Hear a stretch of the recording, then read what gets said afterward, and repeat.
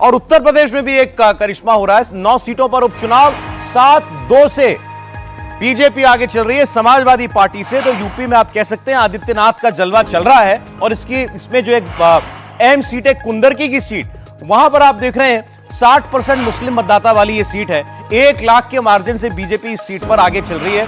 अगर आ जाए हमारे सामने ग्राफिक, तो हम उत्तर प्रदेश की सारी सीटों का हाल आपको एक एक करके बता देते हैं। ये वो 9 सीटें हैं। देखिए, सीसामऊ कानपुर की सीट ये समाजवादी पार्टी के साथ ही पास थी, उसके पास ही रहने जा रही है ऐसा लग रहा है। कटेरी की सीट सपा से भाजपा छीन रही है।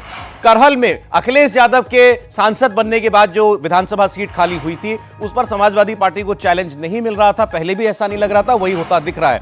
लेकिन ये कुंदरकी की सीट है जिसकी हम लोग लगातार बात कर रहे हैं। मुरादाबाद की सीट, आप समझिए 31 साल के बाद यहां पर कोई हिंदू विधायक चुन करके आएगा।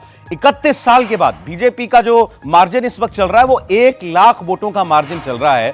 और इसमें विश्लेषकों का यह मानना है कि मुसलमानों ने भी कुछ हद तक बीजेपी के लिए वोट दिया होगा, तब इतना बड़ा मार्जिन उपचुनाव में किसी उपचुनाव में मिल सकता है। तो कुंदरकी की जीत बीजेपी के लिए एक बहुत बड़ी जीत जो है वो साबित होने वाली है। इसकी डिटेल में हम बात करेंगे। फूलपुर प्रयागराज की बीजेपी के पास थी 2022 से, वो इस सीट को रिटेन कर रही है। ऐसे गाजियाबाद की सीट है।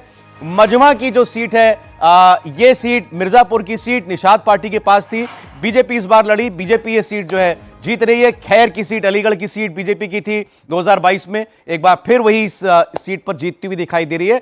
आरएलडी का मीरापुर मुजफ्फरनगर वाली सीट जीतना ये भी इतना आसान नहीं रहा होगा, क्योंकि तब वो समाजवादी पार्टी के साथ आरएलडी मिलकर ये चुनाव लड़ी थी। इस बार बीजेपी के साथ मिलकर मुस्लिम बहुल सीट फिर और इस बीच एक बड़ी खबर, उत्तर प्रदेश की 9 सीटों का जो रुझान आपके सामने है, उसे देखकर तो यही कहा जा सकता है कि योगी बाबा का जलवा हो गया है। कुंदरकी, जहां पर अभी आप बता रहे थे कि मुसलमानों के वोट निर्णायक होते हैं, वहां पर अगर 95,000 की लीड बीजेपी बना ले तो वाकई में बड़ी हैरानी होती है। गाजियाबाद में बीजेपी को 56,000 वोट की बढ़त मिल रही है। उत्तर प्रदेश में वो तमाम सीट जहां पर मुस्लिम वोटर्स बड़ी भूमिका निभा रहे हैं, डोमिनेंस जहां पर है, वहां पर बिना मुस्लिम वोट बीजेपी के लिए आए, ये आंकड़ा तो संभव ही नहीं है। इसका मतलब तो ये कहा जा सकता है कि सिर्फ कटेंगे और बटेंगे ही नहीं चला, उसके अलावा भी बहुत कुछ और चल गया है। ये 9 सीटों का आंकड़ा आपके सामने, 7 बीजेपी के पास, 2 समाजवादी पार्टी के पास। 2 सीटों का नुकसान समाजवादी पार्टी को दिखाई दे रहा है, बीजेपी को उन्हीं 2 सीटों की बढ़त दिखाई दे रही है। कुंदरकी में मुसलमानों ने भी बीजेपी को वोट दे दिया है। कुंदरकी में 60% से ज्यादा की मुस्लिम आबादी, और यहां पर बीजेपी का हिंदू विधायक बनकर आता नजर आ रहा है।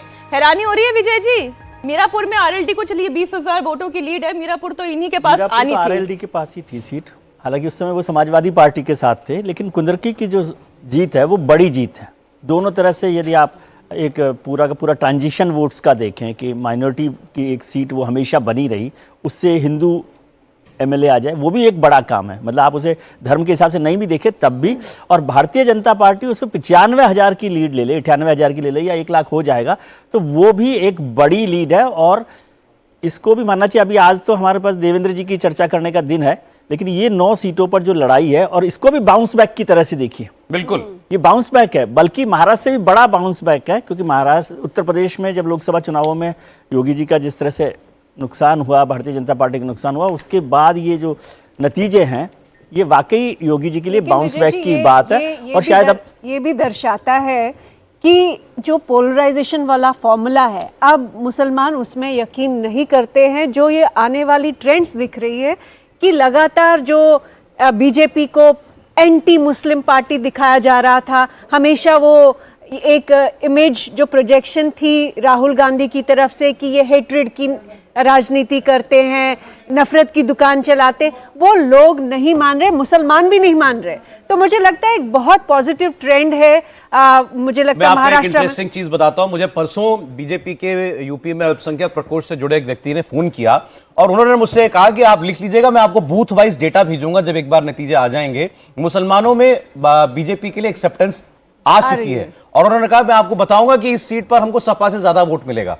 किसी एक इलाके की बात वो कर रहे थे, मेरे ख्याल से मीरापुर की बात ज्यादा कर रहे थे वो। आप कह रहे हैं तो मैं तो बस यही कहूंगा बाबा रे बाबा। नहीं ऐसा आप अब मैं उनको कॉल करके पूछूंगा अभी ऐसा सच में हुआ क्या, क्योंकि अभी हमारा ही डेटा ये बता रहा है कि मुस्लिम वोट मिला है बीजेपी को कुंदरकी की सीट पर। अगर मिला है तो जाहिर है उसमें कोई तो बात होगी। उनका जो उस पर कहना था कि हम लोग जो काम कर रहे हैं, बीजेपी जो काम कर रही है, वो उनकी भाषा में हिंदुस्तानी मुसलमान जो कन्वर्टेड मुसलमान थे और जो इस बात को स्वीकार करते हैं, उन्होंने कहा ऐसे राजपूत समाज में बहुत सारे मुसलमान हैं, बल्कि मुस्लिम समाज में बहुत सारे राजपूत हैं, गुजर हैं, वो उन लोगों के मन में उस तरीके का भाव नहीं है जैसा आप अभी जिक्र कर रहे थे। नहीं, अगर आप महाराष्ट्र की भी आप बात करें, अजीत पवार का अगर आप देखें जिस तरह का इनरोड उन्होंने किया है अपनी कंस्टिट्यूएंसी में महायुति के एक बहुत बड़े सेक्शन के तहत, जी। तो मुझे लगता है कि एक चेंज आ रहा है विद इन मुस्लिम मैम, आप कम्युनिटी। ये देखिए कि अगर बाकी और सीटों की बात करें, फूलपुर वहां पर मार्जिन केवल 7200 वोटों का है,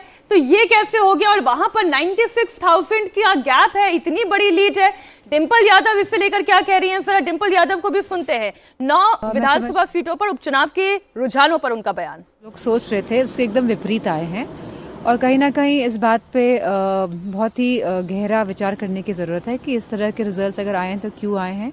और मैं समझती हूँ कि महाराष्ट्र में जो पार्टियां हैं गठबंधन की, वो इस बात पे सोचेंगे, विचार करेंगे और फिर कोई रिजल्ट या किसी बात पे बात करेंगे, क्योंकि मैं ज़्यादा जानती नहीं हूँ महाराष्ट्र के बारे में, तो मैं ज़्यादा कह नहीं पाऊंगी। अभी हम सैफई में है, करहल में जिस तरह से शुरू से ही बढ़त बनाए हुए थे, क्या लगता है कि क्योंकि 27 का एक तरीके से सेमीफाइनल इस तरह से माना जा रहा है कि आगे देखा जाएगा? नहीं, अच्छा है क्योंकि जहाँ यहाँ पे प्रशासन ने और जहाँ भारतीय जनता पार्टी के लोगों को खुली छूट दी गई कि मतदान के दिन वो घूमें, और बाहर से भी दूसरी विधानसभा से भी लोग आके गाड़ियों में यहाँ घूम रहे थे, और जहाँ 3 या 4 गाड़ी चलने की अनुमति होती है वहाँ पे 10-10 गाड़ियां लेके लोग चल रहे थे।